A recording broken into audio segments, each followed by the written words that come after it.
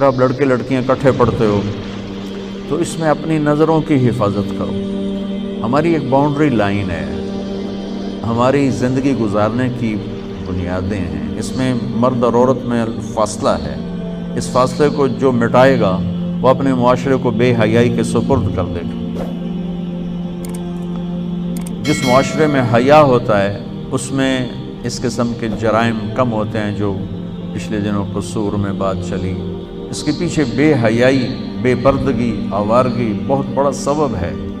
میرے اللہ نے کہا اپنی نظریں جھکا کے رکھو، قل للمؤمنین یغضوا من ابصارہم، ایمان والوں سے کہو نظریں جھکا کے رکھیں، قل للمؤمنات یغضضن من ابصارہن، اور یہ مومن عورتوں سے کہو اپنی نظریں جھکا کر رکھیں کہ ہم ایک حیا والا دین رکھتے ہیں، حیا والا معاشرہ ہوتا ہے اسلامی معاشرہ۔ تو اب کے ہاں اکٹھے پڑھتے ہیں، تو آپ کی خدمت میں یہ مؤدبانہ محبت بھری گزارش ہے بچوں کہ اپنے نظروں کی حفاظت رکھو، حد فاصل رکھو۔ جتنا آپ کی نظر پاک ہوگی آپ کا دامن پاک ہوگا۔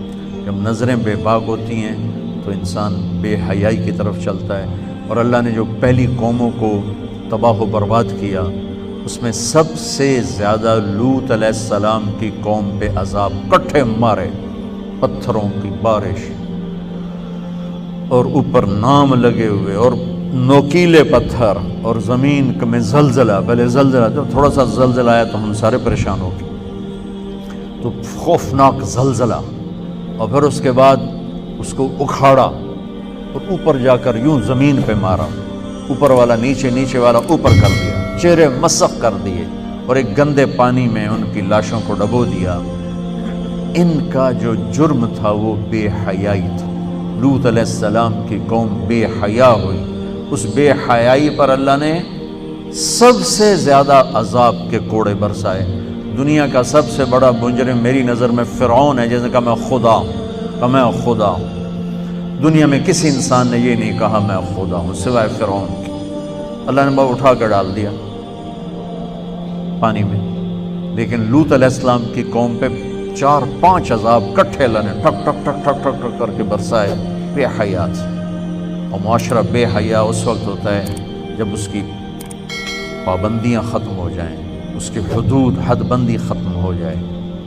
ہمارا میڈیا بے حیا ہے، ہمارے یہ تاجروں نے جو اپنا سودا بیچنے کے لیے لڑکیوں کو بل بورڈز پہ چڑھا دیا ہے، پیسے کے پیچھے اپنے تجوریاں بھرنے کی خاطر ہماری نسل کو بے حیائی کی طرف بھیج دیا ہے۔ یہ سب سے پہلے پکڑے جائیں، تب جا کر ان مجرموں کی جا کے سرکوبی ہوگی۔ پہلے وہ دروازے بند کیے جائیں جس سے بے حیائی آ رہی ہے، جس سے فحاشی آ رہی ہے، اور جس سے بے راہ روی آ رہی ہے۔ عمیر بن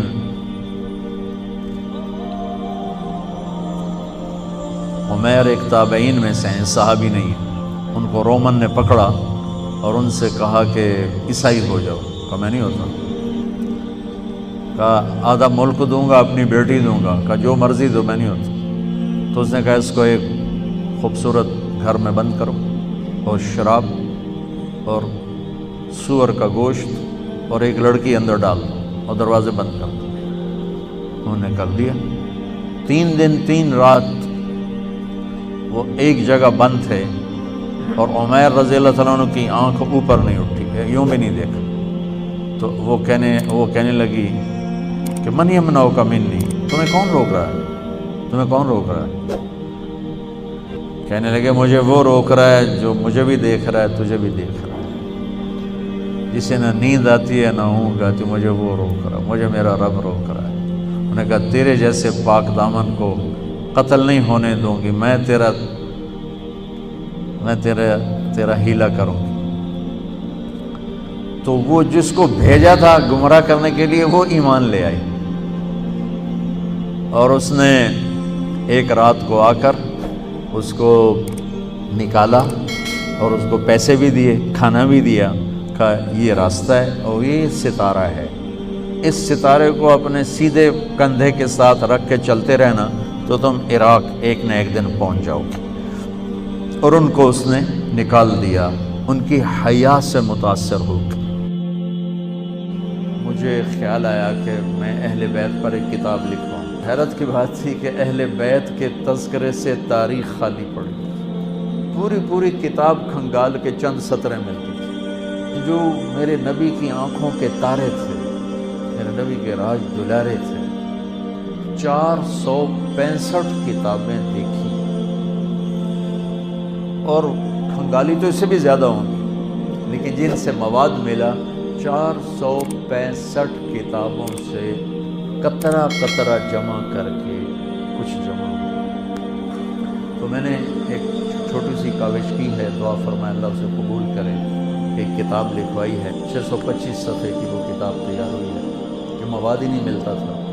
میں کہا شاید جب اللہ مجھے بلائے تو میں اللہ اس کے رسول کو یہ تحفہ پیش کروں کہ آپ کی اولاد کے لیے میں یہ نذرانہ لایا ہوں، اور تو میرے پاس کچھ ہے نہیں، آپ کے در کا مراسی بن کے مرنا چاہتا ہوں، آپ کی اولاد کے تذکرے کرتے کرتے مرنا چاہتا ہوں۔